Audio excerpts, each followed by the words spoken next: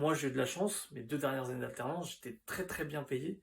Je crois que je faisais partie dans des 10% ou voire 5% des alternants les mieux payés.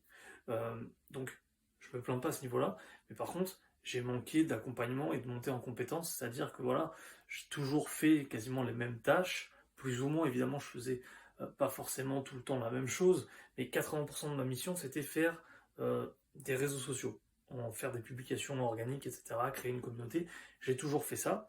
Donc ça, je sais faire, mais après, quand il fallait faire d'autres choses, c'est toujours moi qui me débrouillais parce que personne d'autre n'était compétent dans la boîte pour que j'apprenne à faire des choses. Et donc, notamment, tu es limité justement pour ton plan d'action ou faire des actions marketing, parce qu'en fait, personne ne peut t'apprendre à le faire. Et même quand toi tu veux apprendre, après on va te dire non parce que tu es alternant, tu sais pas faire, etc.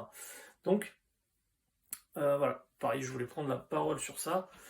Pourquoi? Parce que c'est hyper important aussi d'essayer de trouver des entreprises où vraiment on sait qu'on va être formé euh, et où voilà, on aura vraiment un accompagnement, faire du feedback, du moins que le manager te fasse du feedback au moins un entretien par semaine.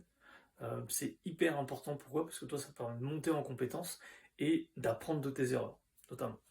Alors évidemment, euh, c'est compliqué. Moi, j'ai été dans ce cas-là. Quand t'as pas le choix, quand t'as qu'une alternance possible, tu vas là où tu peux. On est bien d'accord. Mais quand t'as le choix, prends le temps de prendre la bonne décision et pèse le pour et le contre. Et voilà, privilégie une entreprise où on va te former plutôt qu'une entreprise où voilà, peut-être tu seras mieux payé ou ce genre de choses.